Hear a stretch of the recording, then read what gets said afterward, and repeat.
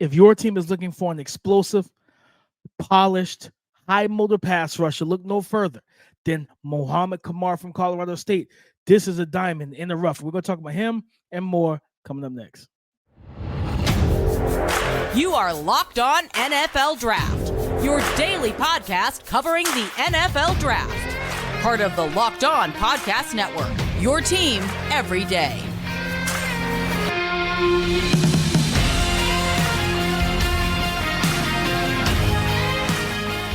What's up, Locked On family? Welcome back to the Locked On NFL Draft Podcast, your daily podcast covering your favorite draft prospects, part of the Locked On Podcast Network, your team every day. I'm your boy, Damian Parson, always on the ones and twos. You can find and follow me on X at DP_NFL. I'm a national scout and a senior draft analyst. And thank you for making Locked On NFL Draft your first listen today and every day. Shout out for being our everydayers. And you already know what time it is.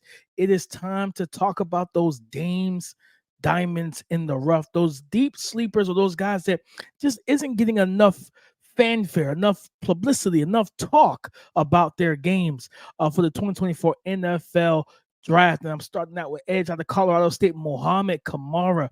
We'll get into his game and what he brings to the table. Running back from Georgia, Kendall Milton.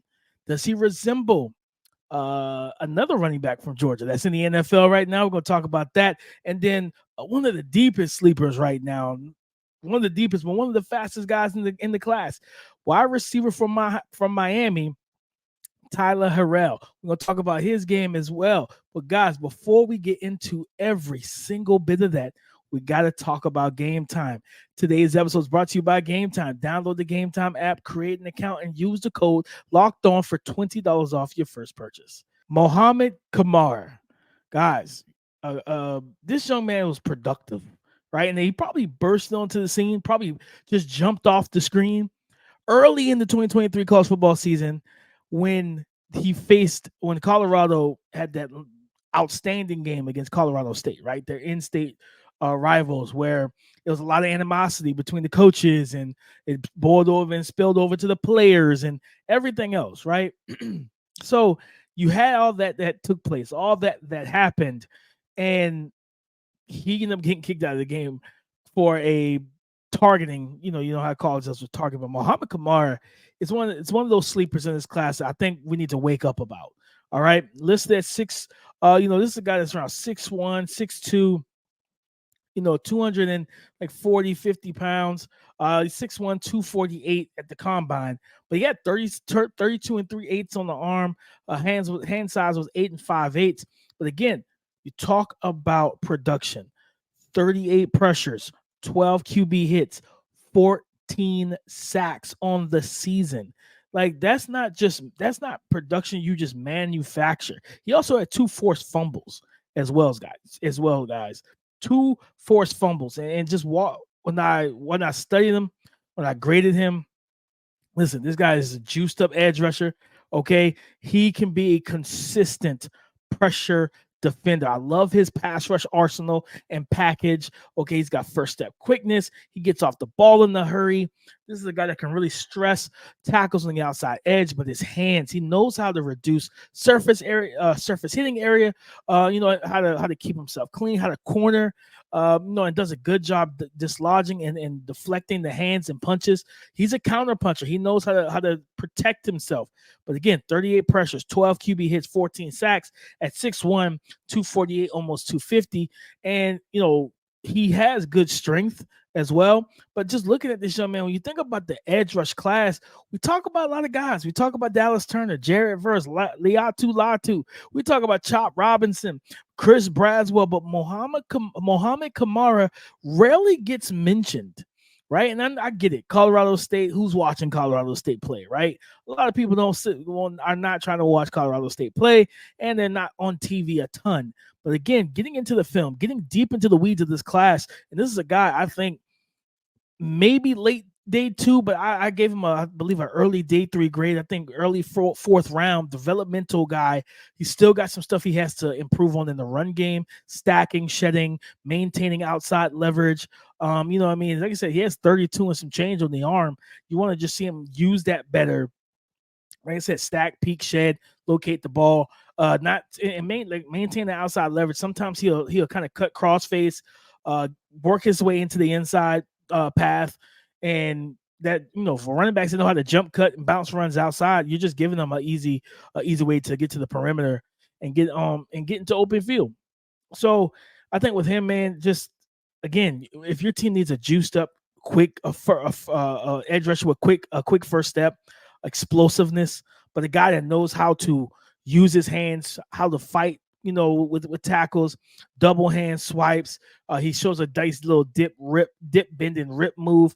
He has some moves in his bag, and that's what I really like. And I think also he rushes from a 3-point stance, from a 4-point stance, from a 2-point stance. They did some things of rushing him on the guard, right? You think about the twist and stunt in the games on the defensive line, being able to put a guy somewhere, and then the looping, you got the action, you got the slicer, the surge creator, the penetrator, and you got the guy looping around, working around the line of scrimmage, and that closing burst on the quarterback. He is relentless, man. And watching, I'm telling you, Shedeur Sanders is one of my favorite guys to watch in college football at the quarterback position. Outstanding player, potential Heisman candidate, all this stuff. We're gonna get into him, into his game and everything in a couple months in the offseason. But watching that game live, Mohamed Kamara, you can feel his presence. Watching that game on the All-22, you see his presence. A guy that was just wrecking that offensive line. Now, I know, I get it. It's not one of the best offensive. It was a terrible offensive line. But again, just in that game by itself, that was week 2. He had 2 sacks, 4 hurries in that game, right? But this young man, listen, after that game, 2 sacks week 4, 2 sacks week 5, 3 sacks week 6. You know what I mean? A sack in week, against Boise State? No, UNLV. Against UNLV, 7 hurries, 2 QB hits, one sack on the game as well. He is a constant and consistent pressure package off the edge. This young man wants to get into the backfield, wants to disrupt some things. I tweeted it out. Best word to describe him, disruptive. He is a disruptive force that, yes, you may not play him on all 3 downs right now, but you think about drafting a guy to potentially be a DPR early on, bring the fresh legs off of the bench, and allow him to really get on the nerves of offensive tackles who's been playing all game. You can bring those fresh legs. You can get that rotation going. Okay, I think, you think about Marcus Golden. Someone brought up, when I tweeted out some clips of him, someone brought up Brandon Graham. Brandon Graham, I think, played like 255, 260. He's a little bit bigger and stronger, more dense in terms of the filled out frame, but not too far off, just a little bit different body type. But I kind of see it. He just played with Brandon Graham plays with supreme power and functional strength, man. But like I said, just looking at this thing as a whole, watching this young man play ball, I'm really excited to just see what team drafts him. What position they put him in, because I think he's ideally a 3-4 odd front outside linebacker and edge rusher. And man, you want to see what an NFL team and defensive coordinator can do with him, like I said, and figure out the plan that they want to have for him. But when you talk about Dame's diamonds in the rough, man, edge rusher out of Colorado State, Mohamed Kamara. I really like this young man's game. Developmental talent for me. Top of the 4th round. Maybe back into the 3rd if you're lucky, and if you really feel good about it, and you have a good good defensive line coach and pass rush specialist or pass rush coach, you can really take his game to that next level. But you want to talk about taking your game to the next level, you need a running back. I don't care what they say. Running backs deserve love. Running backs matter, guys.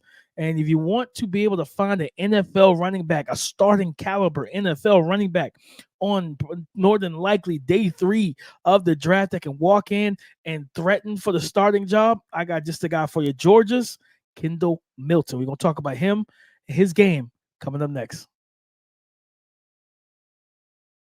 Guys, you shouldn't have to wait and worry when it comes down to buying tickets to your next big event.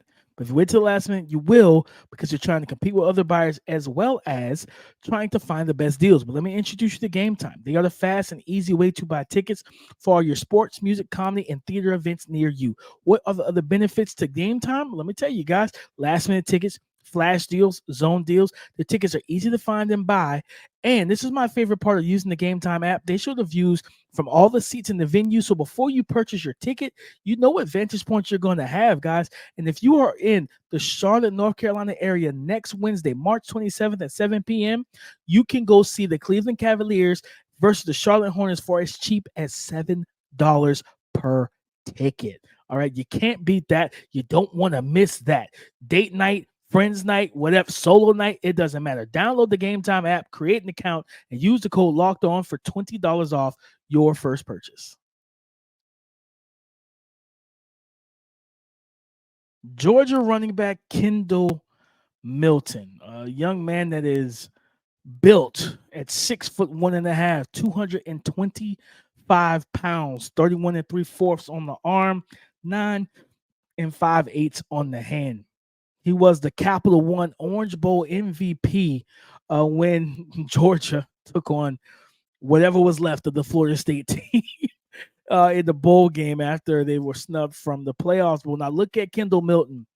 He has the look, the build, and the game of a starting NFL running back. On the season this year, right? 121 carries, 790 rush yards, 14 total touchdowns. This young man averaged 6.5 yards per attempt, per carry.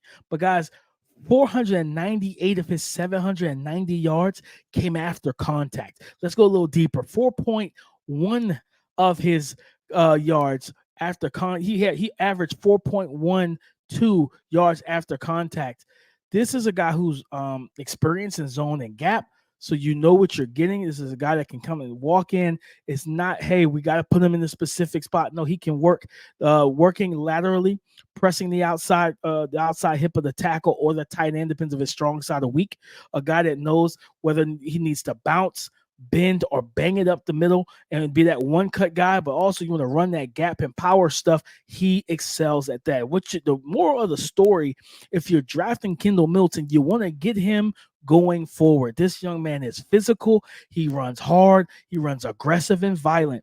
Guy that runs through arm tackles. It's almost as if it's disrespectful to him to even attempt to tackle him with your arm, with arm tackles, right? And this is a guy that keeps his legs moving, nice in terms of churning the legs, running his feet.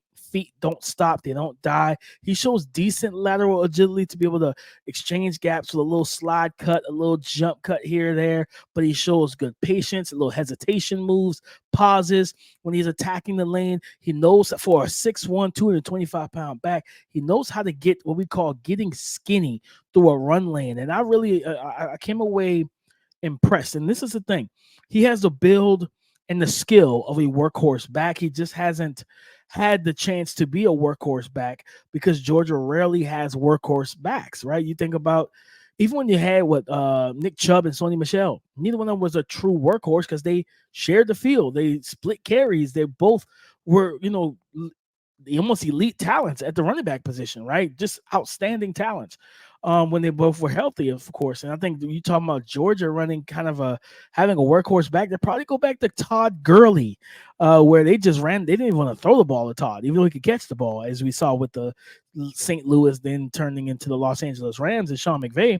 He can catch the ball. He can run routes too, but they said, no, you're just so darn dangerous and dynamic as a runner. We're going to feed you the ball, right? So I think that was the last time that Georgia actually had a true bell cow.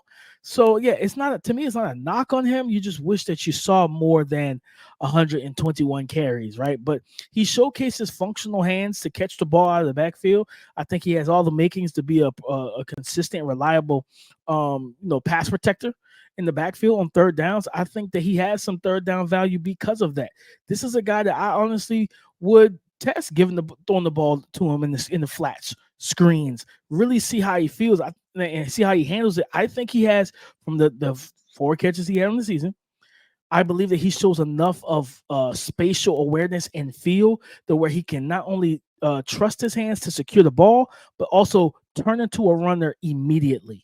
And I think he was close to a touchdown. I think he was down at the 1 in one of the games I watched where he caught a little flat route, immediately turned upfield, did not waste time, secured the football, and made a play and almost scored. This is a guy also, talk about being a red zone short yardage back, he gives you that, guys. He gives you every bit of that. Running downhill. I'm gonna tell you what I would love. I'm serious. You think about teams like, and don't get me wrong, the king is here. The king is there, rather. The Baltimore Ravens having Derrick Henry, but you think about, hey, we got was it Kendall? Not Kendall. Keaton Mitchell, right? And now you got Kendall Milton. And Keaton's coming back off the torn ACL that he tore late in the season, right? Explosive, dynamic guy. I would love to pair Kendall Milton with Keaton. And now you got Kendall and Keaton, the Milton and Mitchell brothers, right? You know what I'm saying? You have that. And the reason why I say that is because you have yourself thunder and lightning, and they benefit and balance one another's games. But also, if New England wanted to get rid of Ramondre Stevenson and you wanted to pair Kendall Milton with Antonio, I'm blanking on the name right now. He just signed him, the running back out of that was with the Washington Commanders. And, I think if you wanted to do that, I remember Ron Rivera, when he drafted him, called him he called him the next, he said he could do some things like Christian McCaffrey. As we see, that was a little bit of a stretch. But yeah, I think that's kind of where you look at it right now. And Antonio Gibson, that's his name. I had to look it up because I didn't want to blank on him like that. But again, guys, like for me, there's a couple spots. The Arizona Cardinals with Jonathan Gannon, he's proven that we will run the ball and be physical and punch you in the mouth. And this is one of those running backs that you want in the backfield like that, to punch someone in the mouth. To me also, the Minnesota Vikings is a good team, or another team that can fit them, because you bring in Aaron Jones. Aaron Jones is an outstanding teammate. He'll be a great leader for him and help showing him how to be a pro running back and just be a pro in general. And then putting him in that offense where you have Jordan Addison, TJ Hawkinson when he returns healthy. You have, of course, Justin Jefferson. Now you got to get the quarterbacks. Probably going to be J.J. McCarthy, unless they trade up with the New England Patriots and go get Drake Mayer or Jaden Daniels or something like that. But I'm penciling them in for J.J. McCarthy. So either way, and then J.J. McCarthy is a guy who can push the ball down the field. He has arm talent for it. He's used to being in the center. He's used to having a running back that can take some of the load off of him. I think there's multiple spots for Kendall Milton in this class. And I think, again, if you're a team, the Dallas Cowboys, how can I forget about the team that does not have a legitimate starting running back right now? Love my guy Deuce Vaughn. Shout out to the Short Kings, but he needs somebody with him, right, in that backfield. And I absolutely think a Kendall Milton round 4, 5 would absolutely work. I'm telling you, he would work, man. I love it. And you know what I mean? And I grade him as a fourth round developmental talent, because I think that he still has room to grow and still can do some things for your team. So Kendall Milton, running back out of Georgia, Dame's Diamonds. He's a diamond in the rough. I'm telling you right now, guys, this dude is an NFL starting caliber running back. He just needs the time, space, and opportunity to prove it and to get the carries to lead the backfield, because I absolutely think he can. Now, guys, let's get into our final deep sleeper, that deep diamond in the rough. A guy that has not played a lot in the past 2 years, but he's up there with he's probably right behind Xavier Worthy in terms of being one of the fastest guys in this class. Tyler Harrell went from Louisville to Alabama, now to Miami, and now to the NFL. He had his pro day on Monday. So let's get into that. Tyler Harrell and what he brings to the table and to the field coming up next. Did you know that even if you have a 401k for retirement, you can still have an IRA? Robinhood has the only IRA that gives you a 3% boost on every dollar you contribute when you subscribe to Robinhood Gold. But get this, now through April 30th, Robinhood is even boosting every single dollar you transfer in from other retirement accounts with a 3% match. That's right, no cap on the 3% match. Robinhood Gold gets you the most for your retirement thanks to their IRA with a 3% match. This offer is good through April 30th. Get started at Robinhood.com/boost. Subscription fees apply. And now for some legal info. Claim as of Q1 2024, validated by Radius Global Market Research. Investing involves risk, including loss. Limitations apply to IRAs and 401ks. 3% match requires Robinhood Gold for 1 year from the date of first 3% match. Must keep Robinhood IRA for 5 years. The 3% matching on transfers is subject to specific terms and conditions. Robinhood IRA available to U.S. customers in good standing. Robinhood Financial LLC is a registered broker dealer. Guys, thank you for making Locked On NFL Draft your first listen today and every day. Stop for being our everydayers. Tyler Harrell, again, I said it at the end of this segment too. Transferred from Louisville, started at Louisville, transferred to Alabama, transferred to Miami. And well, he's caught 6 passes on 12 targets in the last 2 seasons. But that's another reason why he's a Dame's Diamond. Another reason why he's one of those deep diamonds. He's deep in the rough, deep in the rough. I'm telling you now, he's deep in the rough, guys, because when you think about he had a successful season in 2021 at Louisville. 36 targets, 18 receptions, 525 yards receiving, but a whopping 29 yards per reception. He averaged almost 30 yards a catch, 6 receiving touchdowns. He played mostly on the outside, out wide. This is an explosive, I'm telling you, just an explosive speed threat. And at the pro day from Miami, he tested and was clocked in at a 4.27, which, if I remember correctly, that puts him, I think, second in the 2024 NFL draft class from the combine. Of course, we know the world's fastest man right now until we get to the Olympics, Xavier Worthy with a 4.21, right? 4.21. Then you had Nate Wiggins at 4.28. I think was the second fastest man who topped Nate Wiggins. It was at 24 miles per hour at his top speed during his 40-yard dash. So you think about what Tyler Harrell brings to the table, man. I remember watching his tape at Louisville. I was impressed with what I saw. A decent route runner, but a guy that you get the ball to in space, quick handoffs, jet sweeps, the jet pop pass, put them in motion, run slants and crossers. This is the type of speed that you can't teach and that absolutely defenders hate chasing. He's an angle beater, an angle buster. This is a guy that you could have 2 safeties crowding over top as he's gearing up, and he's going to outrun them. There's plays of him bang 8 skinny posts, different routes down the field. You don't average 29 yards per catch without being a legitimate deep threat. And when you think about teams that want to have quarterbacks with big arms, the Josh Allens, the Lamar Jacksons, the Patrick Mahomes, the Justin Herberts, you want to draft a guy like this, or, again, granted, I don't know, with no production over the last 2 years, he may go undrafted. But again, what we know is that the NFL loves speed. It loves the things that you can't teach. They love tools, and speed is a tool. But speed is a tool that you cannot teach. You cannot improve. You can improve your speed, but you can't become a world-class athlete in the straight line speed department. No matter how hard you train. Okay, so no matter how much weight you drop, how hard you train, you're not going to run a 4.27 if you're a 4.7 guy. Simple as that. Simple as that, baby. And I think that's what's so intriguing about him.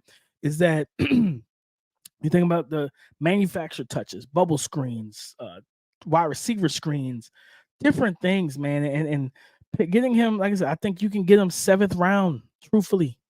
I find it hard, even without the production. The NFL loves speed and explosiveness so much. I just have a hard time believing that no one will take a flyer. It's always that one GM, that one coach that says, listen, 4.27 in the war room.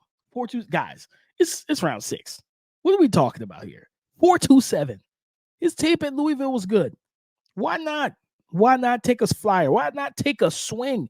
What if we Barry Bonds this thing? Huh? What if we Barry Bonds this thing and knock it out of the park? Bases loaded. Why not? Right? I like to tie it. Y'all know I like to tie the sports together. But no, I think that's a situation or a conversation that could be had in the NFL draft war room, in the 6th round, 6th and 7th round, where teams are like, well, why not? I would do it. Do it. I think it makes sense. I think it makes all the sense in the world if we're being completely honest. So for me, man, you're talking about a deep diamond in the rough, wide receiver from Miami, from Louisville, and from Alabama over the last 3 years. Tyler Harrell, man, one of the fastest. I think he's the second fastest receiver in this class, a guy that can really take the top off the defense, and he's a terror in terms of if he catches the ball with a lane, with the alley, with room to work and to gear up, and it doesn't take him long. He's like a Lambo. He can go 0 to 60 quickly, blink of an eye. He's that fast. He's that explosive vertically, guys. I'm telling you now, if you need that type of threat and you want to add that type of guy in this class, and you want to, especially later on, you want to attack some other spots because it's not a big need. I'm telling you, Tyler Harrell, wide receiver from Miami, Louisville, and Alabama, all 3 spots he's been in over the last 3 years. That guy fits the bill. But guys, that's our show, man. Diamonds in the rough. We're talking about Tyler Harrell, running back Kendall Milton, and it reminds me a lot of he could bring you some similar type of looks in production as Zamir White is about to for the Las Vegas Raiders. So I forgot to mention that in the second segment. And also we talked at the beginning of the show, edge Mohamed Kamara, guy that really can get after the passer and be a consistent pressure defender. But guys, listen, thank y'all so much. Go subscribe and follow for free on YouTube, wherever you listen to podcasts, to get the latest episode as soon as it is available. You know what I mean? It's on all platforms. Leave a 5-star review. Subscribe to the YouTube channel. Every single thing. We appreciate it. Keith will be back on here with me tomorrow. We are definitely going to get into more, and I mean more, draft conversations. We have some draft discussions, some bonus episodes, stuff that we're working on. Also trying to get some more prospect interviews for you guys. Working on some things, got some agents to text, and trying to bring as much great content to you guys as possible and let you kind of hear from these prospects and hear their story and who they are coming into this NFL draft class. So listen, come and join the conversation again tomorrow on the Locked On Podcast Network, your team every day.